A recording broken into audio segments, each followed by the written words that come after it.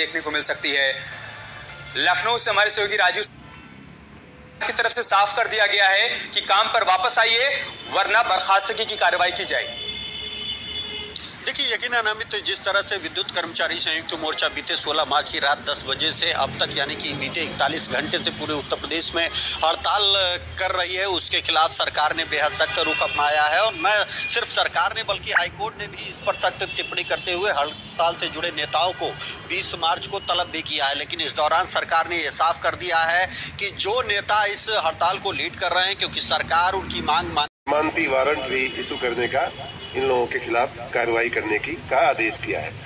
ये high court का order जैसे ही हम लोगों के संज्ञान में आया, जैसे ही हमें मिला, वैसे ही हमारी तरफ से यूपीपीसीएल प्रबंधन की तरफ से इन संघर्ष समिति के सभी सदस्यों को व्यक्तिगत रूप से हमने हाई कोर्ट के आर्डर की प्रति और उनको निवेदन करते हुए कि भाई इस समय दो कारणों से, एक तो एसेंशियल सर्विसेज मेंटेनेंस एक्ट हमने लगाया हुआ है, ऐसे समय में इस तरह की आवश्यक सेवा को बाधित करना ठीक नहीं है, और दूसरा कि आज ही कल की तारीख की बात कर रहा हूं कि आज हाई कोर्ट ने इस प्रकार का एक आर्डर किया है जिसमें कहा गया है कि स्ट्राइक जो है अनुचित है, अनावश्यक है, इसलिए आप कृपा करके अपनी स्ट्राइक को आप बंद करें, इसको खत्म करें और सभी कर्मचारियों से काम करने के लिए आप कहें।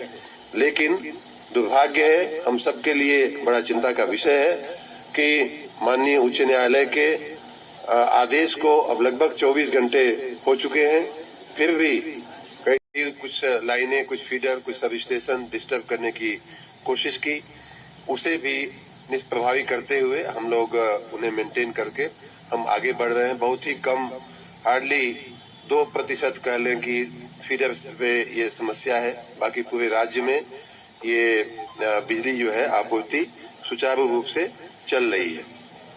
इसलिए मैं ये कहना चाहूंगा कि जनता को ये संज्ञान में होना चाहिए कि इतनी बड़ी इनके तैयारी, इतने बड़े इनके वो करने के बावजूद हड़ताल का कोई व्यापक असर नहीं है। हड़ताल निष्प्रभावी रही है, निष्फल रही है, असफल रही है। सामान्य संजोग में भी आप जानते ही हैं, बिजली की जो व्यवस्था है वो कहीं कोई फीडर, कहीं कोई तार में गड़बड़ी या कमी इस तरह की रहती है, तो ये कोई विशेष कोई कमी वर्तमान में नहीं है।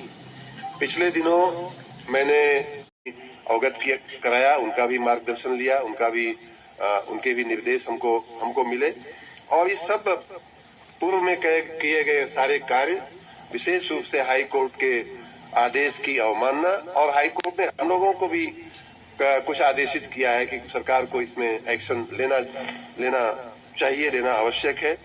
इसके दृष्टिगत हम लोगों ने आज निर्णय लिया है कि 22 व्यक्तियों के ऊपर एसेंशियल सर्विसेज मेंटेनेंस एक्ट के तहत एफआईआर होने की प्रक्रिया शुरू कर दी गई है। और इस एसेंशियल सर्विसेज मेंटेनेंस एक्ट में एफआईआर के बाद अरेस्ट करने का और 1 साल तक इम्प्रिजनमेंट मतलब जेल में रखने का भी प्रावधान है।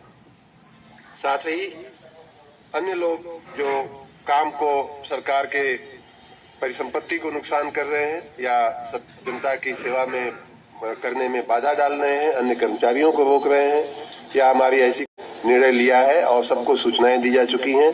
कुछ लोगों के खिलाफ एफआईआर हो भी चुके हैं। अभी का जो फिगर है हमारे पास, उसमें 29 व्यक्तियों के खिलाफ फील्ड में नीचे की स्तर पे एफआईआर किए गए हैं।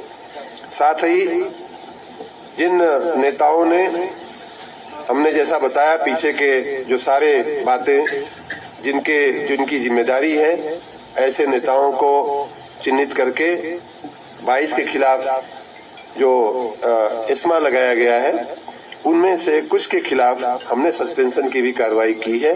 बाकी डिटेल आपको थोड़ी देर में अभी मिल जाएंगे, कौन कौन लोग हैं। नमस्कार, देख सकते हैं ये A.K. शर्मा जो कि उत्तर प्रदेश के विद्युत मंत्री हैं, उन्होंने बिजली कर्मचारियों के खिलाफ कार्रवाई करना शुरू कर दिया है। तो दोस्तों, जो स्ट्राइक पे गए हैं उनके खिलाफ कार्रवाई हो रही, और जो संविदा कर्मी हैं उनके खिलाफ भी कार्रवाई की जा रही है। तो दोस्तों, देख सकते हैं उत्तर प्रदेश से बड़ी रिपोर्ट निकल कर आ रही है।